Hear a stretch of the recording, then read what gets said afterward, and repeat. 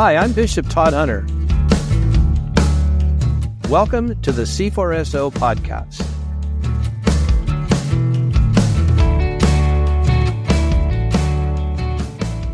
Here's what I want you to do. Run faster than the speed of light. Can't do it? All right, swim underwater for an hour without equipment. Can't do that either? Well, how about this? Squeeze a stone so hard that water drips from it. I mean, those are definitions of the word impossible, wouldn't you say?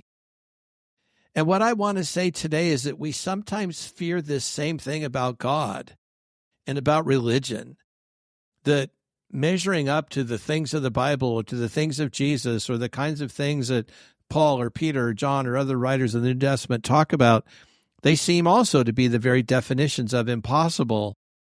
And then here in this passage in Colossians 1, 9 through 14 that I'm commenting on today, here's Paul saying something very similar.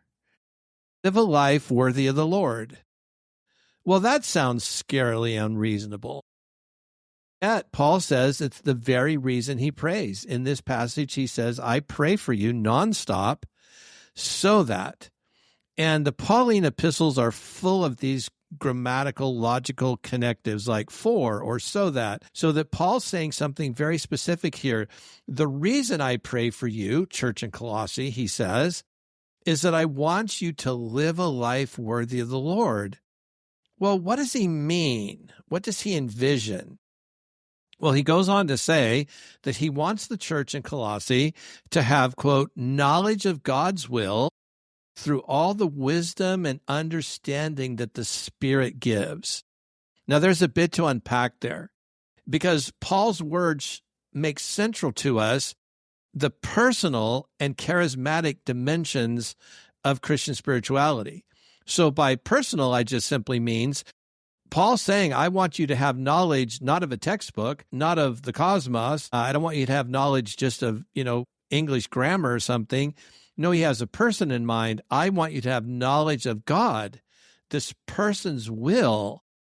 And I want you to have it through, he says, all the wisdom and understanding that the Spirit gives. So again, this alerts us to the notion that Christian spirituality is firstly and deeply personal, the Trinitarian God, and it's also deeply charismatic in the sense that it's the Spirit who gives us these gifts of wisdom and understanding and knowledge and discerning of spirits and prophetic insights. And, think of all the gifts that the Spirit gives.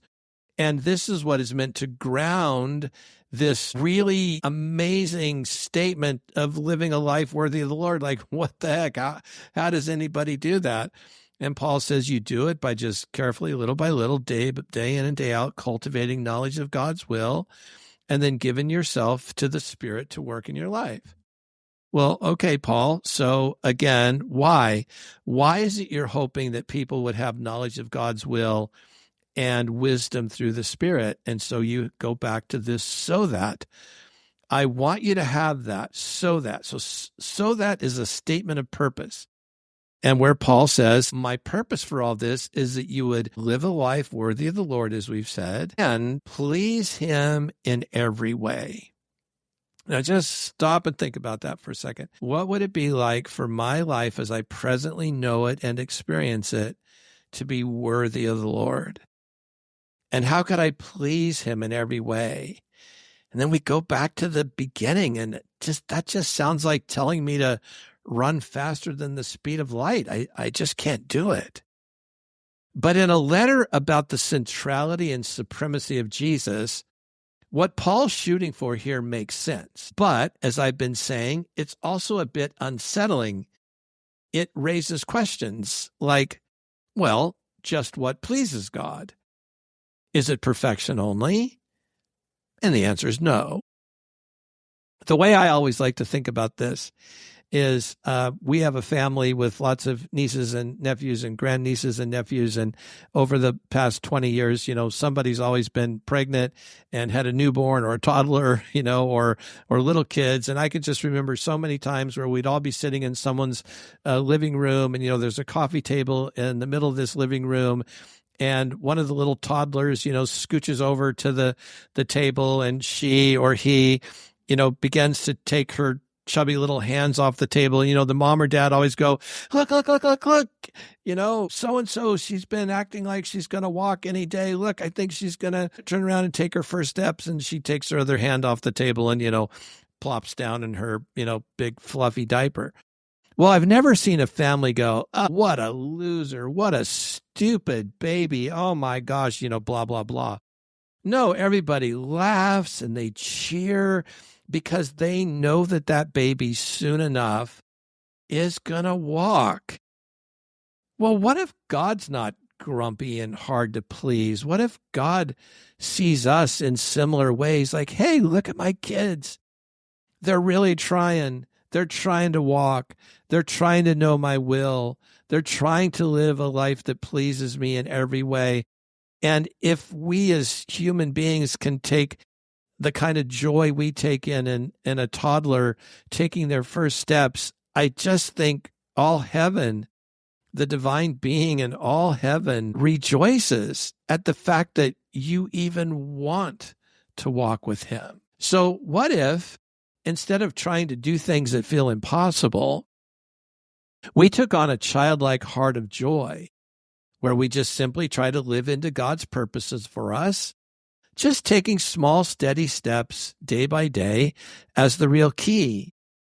I've been experiencing this recently over the last year. I got a piano and I've kind of gotten back into music again as a getting ready for retirement hobby. And I've always had an ear towards jazz and blues. And as I take jazz lessons and study jazz players and, learn jazz progressions and chord extensions and chord modifications and all that kind of stuff. Sorry if you don't know jazz. But it is such a joy to realize this is what a flatted third does to a chord, or this is what a flatted fifth does, or just any little thing where there are these incremental little steps that you hear in your ear for the first time. You see how they're manually done on the piano. You begin to get your hand around it. But that happens over a period of time, almost imperceptibly. But it's a matter of joy. It's not a matter of beating myself up. And I just think this is a major move in Christian spirituality, that it has to be something that we want, that we're finding joy in, and the context of a Father in heaven who rejoices at both our desire and our small, steady steps in growth. Well, so now let's go back. What does Paul think will lead to a life worthy of the Lord? Well, he says it's knowledge of God's will. And again, this is a little tricky. This can produce both anxiety and peace. I've seen this go both ways in my own life and in the life of, many, many others who I've had a pastoral relationship with over the last 50 years. So what I mean by sometimes producing anxiety is we can get pretty hung up about, how do we know God's will? Do I know God's will? Am I acting in God's will? And that can cause a cycle of anxiety in our life. And it's the kind of thing where this is why spiritual friends and spiritual directors and counselors and pastors and stuff are so important, because talking about these things is usually the way to getting clarity about them. But knowledge of God's will also produces peace. Like, think of the times in your life when you think, I think I really do understand what God's saying to me in this moment. And when you have that, then you can begin to walk in that way, or do the thing or say the thing in deep peace, because it's grounded in God's will. And then think back to the sentence again a few minutes ago where Paul says, I want you to have wisdom and understanding from the Spirit. Well, again, this raises the question, well, how do I know whether it's my own voice or whether or not I'm really relying on the Spirit? And there's a sense in which that's a question for another day. But the short answer is, that's the kind of thing you learn by trial and error. You can't learn it from a book. But once you begin to be able to distinguish between the Spirit's voice in your own heart, soul, mind, and distinguish it from your own, then that wisdom and understanding becomes a source of reliable living, of feeling like we have a place to stand and to be grounded. Now, a life that pleases the Lord, I think, isn't most fundamentally about the kinds of things that I've been describing here. I think there's something even more fundamental, and that is that it has at its center the reordering of our affections, our truest desires. Because it's our affections, it's the things that we most passionately want that produces the character of one's life. And by character, I don't merely mean morals or ethics. Like we could say the color green has a certain character to it and bright yellow has a different character to it. So what creates the character of our life, including morals and ethics, this comes out of our affections, our will, the things that are our truest desires. This is what sets the direction of one's life. And this, I think, raises the fundamental question for today. Would you like to please God? You can see how that's a very different question than how do I please God? No one even asked the question, how do I please God, without first desiring to do so. And that is a very powerful thought to sit with, because I would venture to say that most of us listening to this would be able to give a generic sort of general yes to that.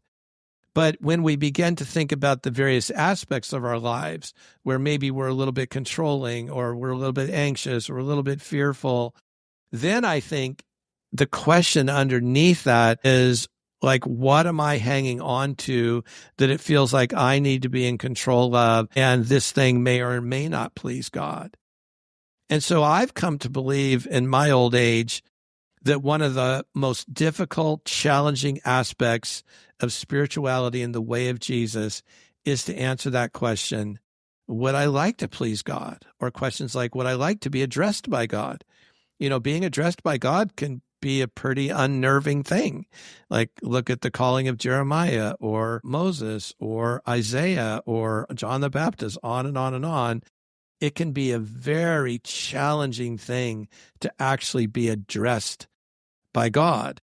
And so it's so important that we sit with our desires and understand them. This is a part of what I've loved about James K. Smith's work. And I'll never forget a sentence, that we're not brains on a stick, that we're basically affective beings, that we operate out of our hearts. And of course, this was the genius of Jesus as well, that the thoughts and deeds, the words of life are the overflow of our heart. So Paul's vision here then is of personal and social holiness, or personal and social obedience, that flows from the desire to live a life worthy of the Lord. And then he goes on to say that's what will then allow us to bear fruit in every good work, that will allow us to grow in the knowledge of God. And then I love this sentence, and I flashed back to, I think, a moment when we were taking Greek New Testament decades ago, where Paul says, you'll be strengthened with all the power according to his glorious might. And it's as if Paul got out a thesaurus on Greek language and picked all the words that he could that cohere around this notion of power. You'll be strengthened with power according to his glorious might. And I just want to say here that power, I know in our day, has kind of a bad reputation. There's so much misuse of power in every area of human endeavor. But I want to say here that power is crucial to life in the kingdom, that power is baked into creation. God made power, agency, capacity, ability. That's in plants and fish and animals and human beings. It's crucial to everything. And so we have a lot of options regarding power, but trying to get rid of it because of misuses of power is not an option, because it's baked into creation. And furthermore, the answer to misuse of something like power is never no use. The answer is right use. So then Paul says, I want you to have this power. And then we come to another one of these grammatical, logical connectives. I want you to have all this so that you may have great endurance and patience. So we see here that for Paul, prayer is both practical and relational and conversational, meaning much of Paul's prayer, I'm sure, was just sitting with the Lord, however he conversed with the Lord in his heart and soul. But other times, and in this passage and in lots of other famous Pauline passages where he prays for the church, we see that Paul knows that prayer is practical. And so he says, I'm praying that you might have great endurance and patience. And I think what he's envisioning is that in all the ups and downs of walking with Jesus, of all the ups and downs of being in and around the church over a lifetime, that you would have great patience and endurance as you go through that. And then he says, as you share in the inheritance of God's holy people in the kingdom of light. And so what Paul wants us to see is that we're also an eschatological people. That is to say, we're moving towards a really sure and certain future in which the purposes and plans of God will be fully consummated, and that good thing, that amazingly, unspeakably great thing, is our inheritance. And so he says, 4, another one of those connectives, and it reminds us of kind of cause and effect. I'm praying, Paul says, because I want you to have a deep sense of who we are as the church. So Paul says, well, okay, Paul, what is the description? Paul says, he's rescued us from the dominion of darkness.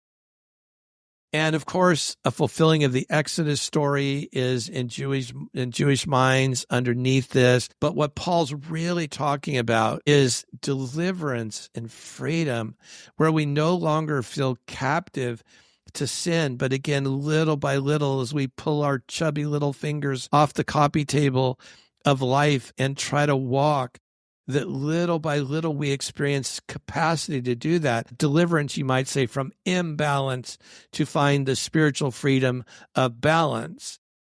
And this is what Paul is envisioning for the church and trying to assure the church that this is what we have.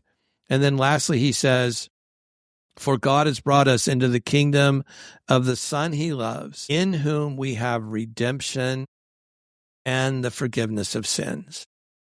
So you can see Paul has a whole worldview in his mind. There's a philosophy that undergirds his ministry. There's a biblical picture. Paul's imagination is captured by the divine story from pre-creation intentionality all the way to the renewed heavens and the new earth.